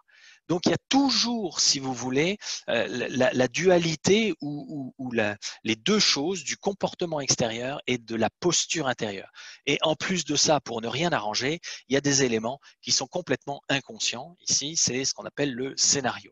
Donc, vous avez des éléments visibles, les comportements, les éléments préconscients ou un peu inconscients, mais en étant honnête avec soi-même, on les identifie, c'est le triangle psychologique et enfin, le triangle scénarique. Alors, le problème, c'est que là, on n'a rien, enfin, on ne le voit pas. C'est moyennant un travail thérapeutique régressif qu'on va pouvoir faire émerger ces différentes choses-là. Alors, voyons un peu les émotions parasites. Je vous rappelle que à partir du moment où il y a un jeu, ça veut dire qu'il y a une émotion parasite, hein, c'est-à-dire une émotion qui n'est pas vraie et qui camoufle une émotion vraie. Et donc, l'émotion parasite, et pour la victime, c'est une émotion de souffrance. C'est-à-dire, il pense qu'en souffrant, eh bien, le problème sera résolu. Donc, vous voyez que l'émotion parasite est de souffrance. L'émotion vraie, ça peut être éventuellement de la tristesse, mais ce n'est pas vraiment de j'ai mal, c'est je suis triste, ce qui est différent. Et ça va s'allier ou ça va se mettre en relation avec cette croyance qui est qu'en acceptant de souffrir, eh bien, le problème qui se pose dans la relation ou à l'extérieur de la relation sera résolu. De la même manière, le persécuteur va avoir une émotion parasite de colère et il a une croyance qu'en exprimant sa frustration, et notamment sa frustration en l'exprimant par sa colère, eh bien, le problème sera résolu. Ce qui est faux, hein. Et donc, vous avez trois types de colère. Hein. Vous avez la colère frustrée, vous avez la colère revancharde et vous avez la colère vengeresse. Ces trois colères, si vous voulez, sont des colères que vous allez retrouver chez le persécuteur.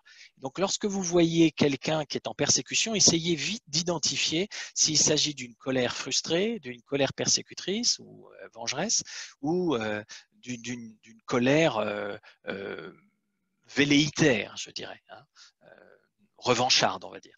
Et là, vous savez que vous êtes en présence d'une émotion parasite et donc le travail qu'il conviendra de faire pour la personne ou pour vous si vous aidez, c'est d'identifier l'émotion vraie derrière l'émotion parasite. En ce qui concerne le sauveteur, l'émotion parasite, ça va être une fausse compassion. C'est-à-dire, vous allez l'entendre effectivement, la compassion, dans le ton que va utiliser la personne. Et encore une fois, la personne a une croyance, cette fois-ci, c'est qu'en aidant les gens, forcément, eh bien, le problème sera résolu, ou plutôt, je satisferai mon besoin d'être apprécié. Or, tout ça, c'est faux. C'est-à-dire, il vaudrait beaucoup mieux dire à l'autre, fais-moi un signe de reconnaissance positive parce que là, je rame un peu et j'ai besoin que tu me dises que tu m'aimes, quoi. Hein, voilà. Et on peut demander ça. On peut demander ça et on peut, curieusement, obtenir satisfaction de ce besoin. Voilà. Et on peut aussi exprimer une vraie colère sans nécessairement que ce soit de la revanche, que ce soit de la persécution ou de la velléité ou encore de la frustration. Alors, ce qui va être important ici aussi, c'est que finalement, pour la victime, il va falloir qu'elle apprenne à demander plutôt qu'à quémander. Ça, c'est vraiment un travail qu'on peut faire sur le comportement.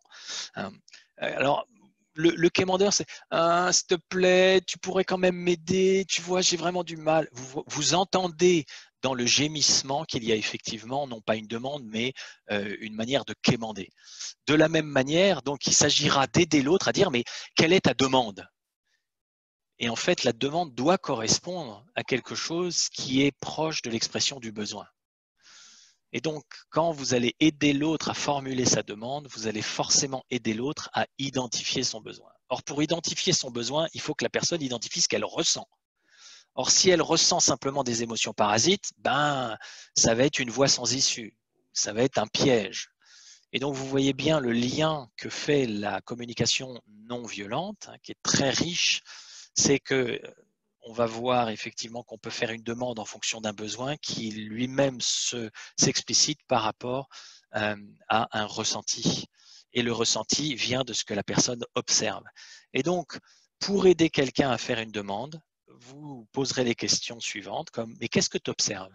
Et là, quand tu observes ça, tu ressens quoi? Et finalement, cette émotion que tu ressens, elle traduit quel besoin? Et ce besoin que tu as là, tu pourrais demander quoi à l'autre pour qu'il t'aide à le satisfaire? Vous voyez, c'est ce travail-là qu'on va faire pour aider la personne à sortir d'une position de victime. Et donc, d'une certaine manière, on va travailler sur l'acceptation de sa vulnérabilité, sur développer de la flexibilité, on va travailler sur la volonté de se prendre en charge, sur l'ouverture du cœur. Voilà comment on va aider la victime à s'en sortir. On peut faire la même chose pour le persécuteur.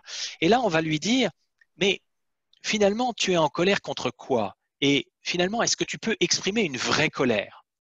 Parce que les gens qui sont toujours en colère, et vous en connaissez des gens qui sont en colère frustrée ou en colère revancharde ou en colère persécutrice, vous les connaissez ceux-là, vous les avez tous déjà rencontrés.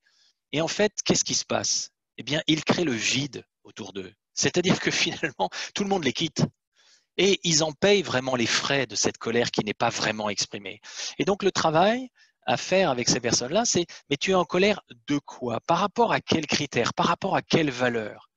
Et donc ici, on va les aider à travailler le sens qu'ils donnent aux choses. On va les aider à se discipliner, à clarifier leurs objectifs, à avoir de la force de caractère pour vraiment taper du poing sur la table s'il y a lieu et finalement à s'auto-déterminer. Voilà, c'est ce sur quoi vous allez faire travailler le persécuteur. Et puis, eh bien, le sauveteur, lui, il va falloir le faire travailler sur finalement la façon dont il se met au service. C'est-à-dire, je vous rappelle que le sauveteur veut se mettre au service pour être apprécié. Et donc, effectivement, il essaye d'aider les gens, et puis finalement, ben, les gens ne le reconnaissent pas. Et les victimes disent « mais tu n'en as pas fait assez », etc. Donc, ces personnes-là sont finalement assez blessées. Hein. Et donc, le travail à faire, c'est, au lieu de dire que tu es utilisé, qu'on t'a abusé, alors que l'aide, c'est toi qui l'as proposée hein, dès le départ, eh bien, plutôt que de dire à qui veut bien l'entendre que tu as été utilisé, travaille sur la façon d'être utile et de dire, même si je ne suis pas reconnu pour le service que j'ai rendu, au moins j'ai conscience que ce service est utile. Et à ce titre, je peux me satisfaire moi-même. Et en fait, c'est un vrai travail à faire au niveau de l'auto-reconnaissance pour développer sa confiance en soi, et puis les fameuses 4 questions à poser pour créer les moyens d'une contractualisation dans la relation. J'avais commencé tout à l'heure par ces 4 questions, parce que moi, en tant que coach professionnel et enseignant et superviseur, c'est vrai que je rencontre beaucoup de gens qui, dans les faits, sont dans du sauvetage. Et donc, le travail qu'il conviendra de faire avec les sauveteurs, c'est précisément qu'ils apprennent à se reconnaître eux-mêmes plutôt que d'attendre toujours que la reconnaissance vienne de l'extérieur.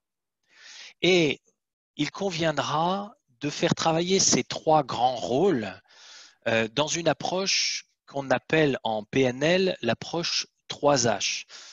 La PNL met en exergue ce qu'on appelle les 3 portes de la communication. La porte cognitive, la porte émotionnelle et la porte comportementale. Et donc en anglais, j'aime bien utiliser l'expression anglaise head, heart, hand. Autrement dit, head, c'est le cognitif, c'est-à-dire en français, ce serait les 3 C, le cerveau.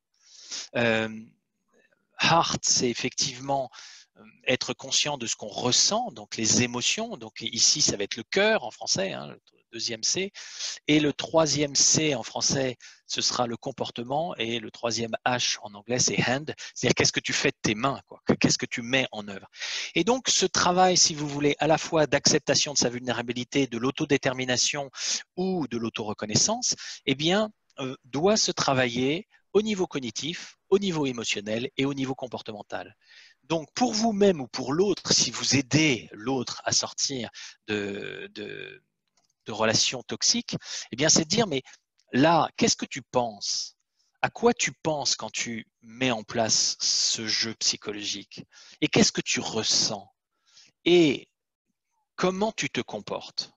Et donc, le travail de conscience est véritablement un travail à faire au niveau des 3 C, donc corps ou comportement, cœur et cognitif, et 3 H, head, heart, hand. Voilà.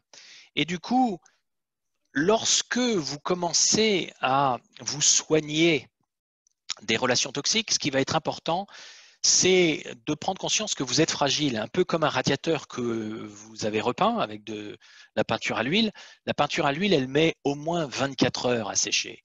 Et donc, si vous avez des enfants qui sont autour du radiateur que vous avez repeint, vous dites « Non, t'approche pas parce que j'aimerais bien que tes habits soient pas tachés par la peinture. » Donc, le point clé, c'est que il faut que ce travail que vous faites, ça se sèche progressivement, un peu comme la peinture. Et donc, évitez au maximum les endroits glissants, les gens glissantes et les pensées glissantes. Donc, c'est vraiment une protection qu'il faut mettre. Autrement dit, si vous avez pris l'habitude de jouer avec des personnes, évitez-les. Parce que l'habitude va vous amener régulièrement à retomber dans les mêmes ornières, retomber dans les mêmes transactions qui sont délétères. Donc, commencez par éviter les endroits glissants. Et puis après, quand la peinture des bons comportements aura bien séché à l'intérieur de vous, vous pourrez aller les retrouver, ces personnes. Et vous reconnaîtrez les invites symbiotiques et vous direz « ça, j'en veux pas ». Et à ce moment-là, l'autre cessera de jouer avec vous. Deuxième point, c'est que non seulement il faut éviter les gens glissants, mais vous pouvez carrément changer d'amis. Et alors là, vos anciens amis ne vont pas du tout être contents. « Ah ben, on ne te voit plus. Oh, tu as beaucoup changé. » Je me souviens d'une réflexion de mon père et de ma mère, j'avais 14 ans. Ils m'ont dit, j'ai été convoqué dans le bureau de mon père, et mon père m'a dit « Jérôme, tu n'es plus gentil. » Ouille, ouille, ouille, ouille, ouille. C'est-à-dire, tu commences à prendre ton indépendance et alors que tu étais un enfant gentil, tu commences à balancer des vacheries et des choses comme ça. Ce qui n'était pas nécessairement des vacheries, mais qui pouvaient être entendues comme ça. Et donc, vous voyez bien qu'à un moment donné, on ne peut pas changer de parents, mais à un moment donné, c'est bien aussi de mettre une certaine distance et de décider qu'à Noël, nous ne prendrions pas la dinde ensemble, ou pas de dinde du tout. Hein. Ça, c'est important de pouvoir changer d'amis pendant un certain temps. Et puis, le troisième point qui est très important, c'est d'apprendre à dire non au drame. C'est-à-dire, il s'agit bien sûr de croiser la transaction, c'est-à-dire, croiser la transaction, c'est alors que la mère dit hein, « t'as encore oublié d'éteindre la cafetière ». Eh bien, croiser la transaction, ce serait de dire « Mais maman, qu'est-ce que tu veux vraiment me dire ? Tu es inquiète pour ta cafetière ou tu es inquiète de ce que je ne fais pas attention ?» Autrement dit, c'est dire non au drame et ne pas répondre à la transaction sociale qui est persécutrice en l'espèce, mais tout de suite d'essayer de comprendre quel est le besoin de l'autre. Si vous n'avez pas travaillé sur vous-même, vous n'y parviendrez pas. Et donc, c'est un choix vraiment de transaction qui va sortir le système par le haut. Simplement, si vous êtes en face de quelqu'un qui veut vraiment jouer et qui n'a pas envie de sortir du jeu psychologique, eh bien, ça ne fonctionnera pas. Ça ne fonctionnera pas. Et c'est ça qui est embêtant. Et du coup, eh bien, je vous propose une dernière petite technique avant de vous redonner la parole par quelques questions et puis d'en rester là. C'est ce qu'on appelle la technique de l'édredon qui est extrêmement utile en entreprise. Dans les entreprises, si vous voulez, c'est un bac à sable qui est absolument formidable pour se trouver pris dans des jeux psychologiques. Alors, lorsque vous sentez une invite de l'autre, alors, ce rapport, c'est pour quand, hein? Manifestement, on ne peut pas compter sur vous, Curnier. Voilà. Vous voyez que là, il y a quand même un peu une persécution, et donc c'est une invite de jeu. Alors, je peux très bien dire, oui, je vous prie de m'excuser, je suis en retard, voilà, ou essayer de répondre aux vrais besoins par une question du style quand est-ce que vous avez besoin de ce rapport au plus tard ou au plus tôt. Donnez-moi une fourchette de telle sorte que je puisse effectivement m'en sortir. Si la personne est dans un jeu et qu'elle veut rester, elle ne va pas aimer du tout ça. Ce sera un vrai joueur. Et donc, elle coupera court, elle dira, mais de toute façon, peu importe, je vous l'avais demandé, moi ce que je veux, c'est que le rapport ait été rendu. Point. Et vous ne l'avez pas rendu. Donc là, la personne, c'est extrêmement difficile de réagir. Donc, lorsque vous avez une invite comme ça, le premier temps, c'est de garder le silence. D'accord ? Restez en silence pour prendre conscience d'abord de ce que vous ressentez. Sachez que l'émotion a une durée de vie de 7 secondes. Le sentiment, ça peut durer la vie éternelle. Ce que je veux dire par là, c'est que lorsque vous avez peur, par exemple, vous traversez la rue sans avoir vu que quelqu'un arrive en voiture, bon, vous reculez, eh bien, l'émotion, si vous voulez, la sécrétion hormonale ici va durer au maximum 7 secondes. C'est la raison pour laquelle on dit en français, mais j'imagine aussi dans les autres langues, avant de parler, tournez 7 fois la langue dans votre bouche. Parce que 7 fois, il faut 1 seconde pour le tourner, donc au bout de 7 secondes, c'est fait. Donc, rester en silence, c'est prendre d'abord conscience de ce qu'on ressent. Le problème, c'est qu'on mentalise ce qu'on ressent. D'ailleurs, ça s'appelle un sentiment, c'est-à-dire un senti mentalisé. En fait, c'est ça que ça veut dire, le sentiment. Et comme son nom l'indique, même si le senti ne ment pas, la mentalisation du senti, elle, ment. Autrement dit, le sentiment peut durer, c'est-à-dire c'est la façon dont vous saisissez de l'émotion, mais encore une fois, l'émotion, elle ne dure pas plus de 7 secondes. Donc, rester en silence, c'est prendre conscience de ce qu'on ressent et de dire « Oula, là, je suis touché. Là, ça vient m'atteindre dans un point faible en moi. » Et donc, si vous prenez conscience de ce point faible, eh bien, vous vous savez vulnérable. Mais vous n'êtes pas obligé d'accepter la persécution de votre supérieur parce qu'il vous demande le rapport. Donc, prendre du temps, rester en silence.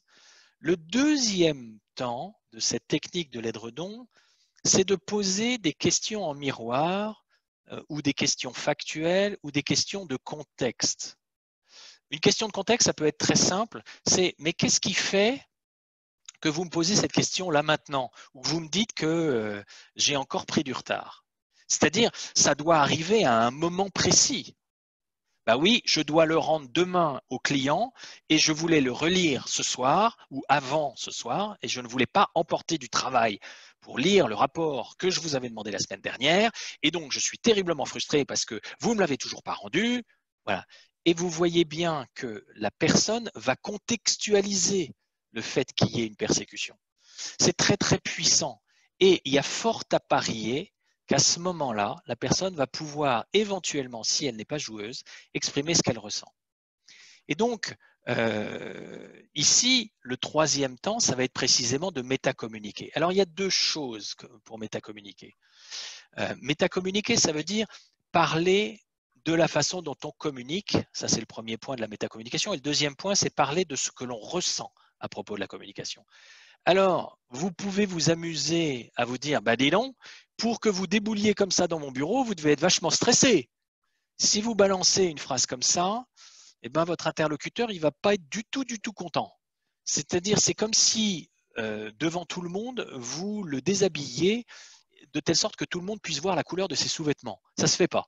Donc, vous ne pouvez pas déclencher une phrase du style « Eh ben, dites-moi, pour que vous débouliez si vite dans mon bureau, bah, c'est que vous devez ressentir quelque chose de vraiment intense du style de la colère ou de l'angoisse. » Vous ne pouvez pas vous permettre de ça. Mais ce que vous pouvez toujours faire, c'est de dire vous ce que vous ressentez. Du style, là, quand vous arrivez comme ça dans mon bureau, je me sens complètement démuni. Je ne sais pas comment répondre. Et donc, est-ce qu'on peut éventuellement, est-ce que vous pouvez me dire ce qui se passe pour vous? Mais c'est parce que vous aurez montré les cartes que vous avez dans votre jeu que l'autre sera plus ou moins disposé à dire les cartes qu'il a dans son jeu. Les cartes, c'est au niveau émotionnel. Donc, le troisième temps de cette technique de l'édredon, c'est de métacommuniquer. Et puis, enfin, c'est éventuellement de différer la rencontre parce que vous pouvez dire, là écoutez, vous m'avez agressé, je perds complètement mes moyens, donnez-moi une demi-heure, je vous propose de venir vous voir dans une demi-heure dans votre bureau. Voilà, c'est-à-dire que vous différez la rencontre de telle sorte que vous puissiez restaurer votre okness, restaurer votre confort intérieur. Sinon, vous n'allez pas y arriver. Cette technique de l'édredon est formidable. Restez en silence pour prendre conscience de ce qui se joue en vous et éventuellement le point faible que c'est venu toucher. Le deuxième point, c'est poser des questions de contexte, des questions factuelles, recenser éventuellement les questions inférentielles, c'est-à-dire celles qui émettent des jugements, dénoyauter les jugements, essayer toujours de revenir à des questions concernant les faits et le contexte. Puis métacommuniquer en disant ce que vous ressentez et en invitant l'autre à dire ce qu'il ressent. Puis ensuite, si la restauration de l'okness n'a pas pu se faire, eh bien différer la rencontre pour, j'allais dire, préparer votre jeu de cartes et effectivement venir avec, non pas des cartouches, mais au moins des arguments. Voilà. D'une certaine manière, je vais vous donner encore quelques solutions qui sont très intéressantes. Ces solutions, je vais vous en donner une quinzaine. C'est les solutions qui sont des solutions C. Karpman a proposé une vingtaine de manières de sortir des jeux et à chaque fois les verbes ou les noms communs qu'il utilise commencent par des C. Moi, je les ai regroupés en 15 solutions, et je les ai classées. Alors, lorsque vous êtes dans une négociation ou dans un travail avec l'autre, dans une communication que vous sentez potentiellement comme susceptible de générer des jeux psychologiques, soyez, j'allais dire, développez l'intention de clarifier ce qui se joue. Mais qu'est-ce qui se joue dans la relation? Et puis, recherchez toujours la compréhension mutuelle. C'est-à-dire, essayez de viser la satisfaction du besoin de l'autre. Ça, c'est au démarrage de tout dialogue. Et ça peut marcher avec maman, ça peut marcher avec le conjoint, ça peut marcher avec les enfants, ça peut marcher avec ses collaborateurs, ça peut marcher dans son équipe, ça peut marcher avec les amis, ça peut marcher avec le supérieur hiérarchique, ça marche toujours. Clarifier ce qui se joue et travailler à la compréhension mutuelle. Ensuite, lorsque vous réfléchissez au lien qu'il peut y avoir avec l'autre, prenez toujours l'autre en considération en l'écoutant activement. Activement, c'est-à-dire toujours chercher à entendre le besoin qu'il y a derrière le propos. Et oui. Excuse-moi, il est 20h36. Ah oui, je vais très vite, et puis je finis en 1 minute là. Allez, 1 minute 30. Donc, adressez-lui des compliments, c'est-à-dire on va appeler ça des strokes en anglais, des signes de reconnaissance. Je te remercie de ta franchise ou des choses comme ça. Développez aussi la compassion vis-à-vis de soi-même, vis-à-vis de l'autre pour offrir du réconfort. Ensuite, par rapport à soi, ce qui va être important, c'est de choisir d'être authentique, de choisir la vérité. Soyez dans une confession personnelle et renoncer aux excès égoïques ou égotiques, donc capituler par rapport justement à ces excès en disant non, je ne rentrerai pas là-dedans. Ensuite, dans la négociation ou dans la relation, vous allez toujours chercher le consensus, viser des contrats relationnels gagnant-gagnant et éventuellement envisager de faire des concessions, de proposer à l'autre des compensations si on a causé un dommage, de chercher le compromis. Le compromis, c'est le trade-off en anglais. Et puis, essayons de clore le débat sans drame. Et puis enfin, si jamais ça n'a pas marché, eh bien, apprenons finalement à ouvrir la fenêtre et à finalement reporter le dialogue à plus tard. En anglais, Cartman dit « clear the air », ouvrez la fenêtre et changez d'air. Et puis, en cas d'échec, eh ben, faites des choix, quitte à changer tout seul. Voilà, vous avez ici une quinzaine, si vous voulez, de verbes ou de noms communs qui vous donnent une architecture pour organiser votre sortie des relations toxiques. Voilà, j'ai terminé. On peut, si vous avez encore le courage, quelques questions, mais pas plus de 5 minutes pour rester dans les temps tels que ça a été promis. Alors, quelques questions. Déjà, je sens que grâce à cette conférence, certains vont faire un autre type de ménage pour préparer le déconfinement. Donc, question de Sandra, s'autoriser à être soi, est-ce qu'il y a un lien avec la roue des permissions d'Isa Jaoui? Ah bah, absolument oui, absolument oui, absolument oui. Pourquoi l'édredon? Alors l'édredon, vous savez, l'édredon, ça permet, si vous voulez, de quand on donne un coup, ou un oreiller, vous mettez un oreiller et quand l'autre vous donne un coup, ben, ça fait plouf. Et donc cette technique de l'édredon, c'est pour amortir l'agression de l'autre. D'accord. Est-ce que cette technique de l'édredon est efficace avec des vrais joueurs? Non. Alors là, non. Hein, je vous rappelle les 3 B du vrai joueur, bitching, billing, bugging. Donc bitching, il passe son temps à dire du mal de vous, des autres, etc. Billing, il vous fait payer et à la fin, de toute façon, il essaye de tout faire foirer, bugging. Et donc, les grands joueurs n'ont pas du tout l'intention de cesser le jeu. Ils ont l'intention de maintenir la confusion cognitive et la confusion émotionnelle en passant leur temps à changer de rôle. Et d'ailleurs, si vous regardez la vidéo de Striptease, c'était tiré de cette émission-là, eh bien, vous voyez qu'ils passent leur temps à changer de rôle. Donc, en fait, ce sont des vrais joueurs. Et je ne donne pas cher de la relation à terme. La codépendance va exister, soit les uns et les autres trouveront, je veux dire la mère et le fils trouveront d'autres codépendants. Mais le 4e B des 3 B du vrai joueur, c'est barrez-vous. Du coup, est-ce que barrez-vous, ça répond à la question de Jean-Marc, ne sommes-nous pas tous condamnés à être dans des jeux psychologiques? Alors oui, à partir du moment où on a été éduqué à ne pas satisfaire positivement nos besoins, oui, plutôt que de ne pas satisfaire les besoins positivement, on va quand même essayer de les satisfaire négativement. Autrement dit, s'il n'y avait que du McDo, eh ben, on boufferait tous du McDo. Et donc, avant de passer à une nourriture qui est intelligente dans la relation, eh ben, souvent, c'est facile la relation McDo, c'est facile. Puis ça fait rire tellement les autres. Vous n'avez qu'à regarder l'humour de Coluche, l'humour de Muriel Robin, l'humour de Pierre Palmade. C'est toujours fait aux dépens de quelqu'un et souvent aux dépens de soi-même. Si vous voulez, si vous prenez un humour de Raymond DeVos, vous vous apercevez qu'il ne se moque de rien. Et pourtant, ça fait rire beaucoup. Donc, vous voyez que depuis les années 80, on est dans de l'humour qui est très délétère et qui magnifie les relations psychologiques. D'autres questions, Igor? Question de Frédéric. Est-ce que cela signifie que le persécuteur n'a de pouvoir que tant que la victime croit en l'existence de son pouvoir sur elle? Oui, oui. La réponse est oui. Et question personnelle, mais qu'est-ce qu'une relation non toxique en une phrase?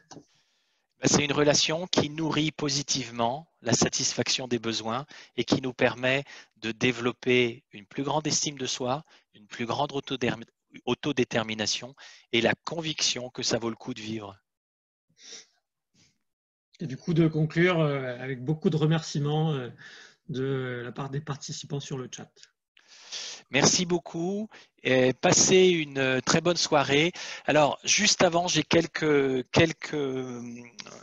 annonces à faire.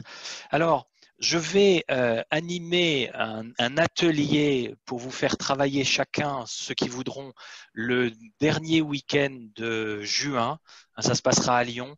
2 jours où, au lieu d'être simplement moi à parler, chacun pourra parler et travaillera ses points faibles, travaillera ses portes d'entrée préférées dans des jeux, pourra métacommuniquer sur ce qui s'est passé avec les jeux préférés et finalement travailler sur l'identification de ses besoins et la mise en place de stratégies de comment je peux désormais satisfaire positivement mes besoins. Donc cet atelier, c'est le 27-28 juin. J'espère qu'à ce moment-là, on sera en déconfinement suffisant pour venir. Ça va être un séminaire qui sera un maximum de 15 personnes. Voilà. Et comme on sera en période de déconfinement, j'ai mis un tarif à 50% pour tout le monde. Donc, vous pourrez télécharger la fiche sur le site dès ce soir. Enfin, c'est mis à jour. Si vous voulez vous inscrire, n'hésitez pas. Donc, ça, c'est la première annonce.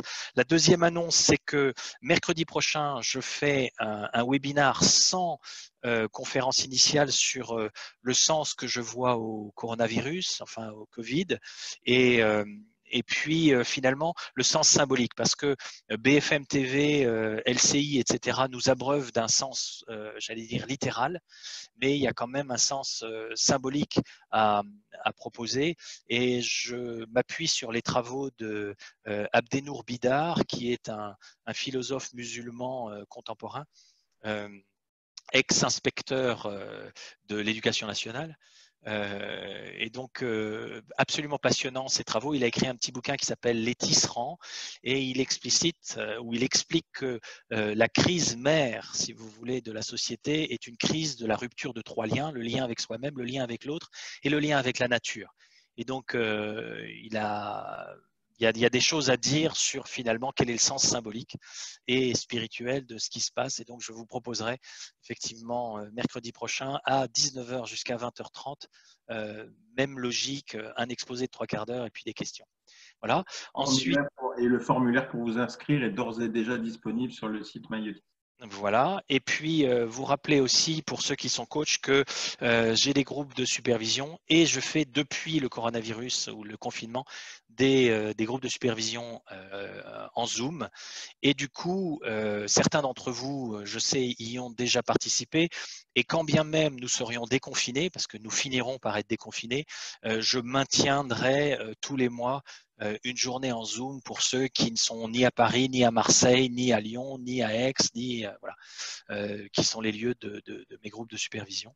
Voilà, et puis sinon, promenez-vous sur le site. Il y a, à partir de mercredi prochain, il va y avoir la conférence que j'ai animée sur le deuil, qui est une conférence qui fait 2 heures, où j'ai collectionné 4 témoignages très poignants pour valider un modèle que j'ai développé à la suite de Elisabeth Kobler-Ross et François Delivray.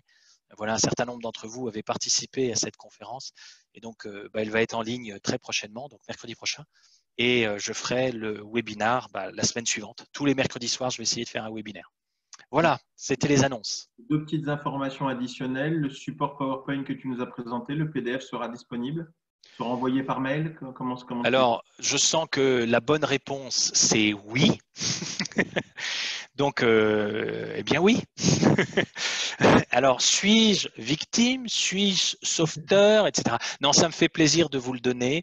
Ce que je vous demanderai par contre, c'est soit de me citer, si vous vous en servez, soit j'allais dire, refaire les slides pour vous, si vous le souhaitez, mais ne le diffusez pas.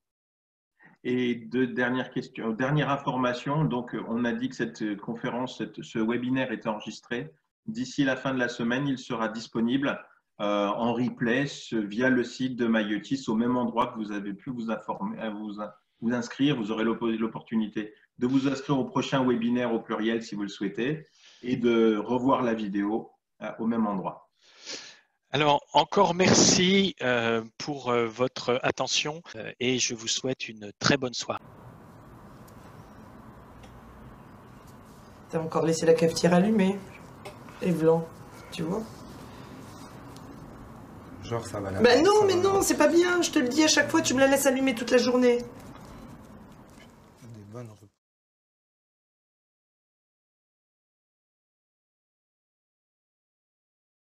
Des bonnes repousses quand même. Ah oui, ça, c'est pas du luxe, hein. T'as déjeuné?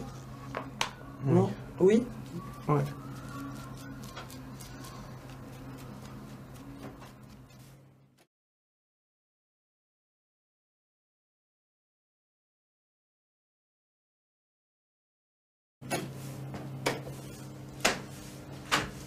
Bon, ne crie pas, hein, je les ai fait juste un peu plus en pétard. Ça t'embête? Non, non, Bon. c'est ce que tu veux. Mais non, mais j'aime bien, hein, sinon, hein, moi j'aime. Hein. Ouais, et la couleur, ça va, hein? Hein, Minou? Pourquoi tu les as mis en l'air comme ça ici Bah, Mais tu sais pas de quoi faire, c'est abusé. Mais c'est pas ça, c'est que j'aime bien. Mais ah non, mais tu me dis coupe de tu sais très bien quoi et là tu me fais un homme. Mais non, regarde, j'ai rien touché de particulier. Hein. La prochaine fois, tu iras chez le Oh, coiffeur. écoute, à chaque fois tu me Oui, dis non, ça. mais c'est terminé, vraiment. Mais oui, t'as raison. Je te couperai.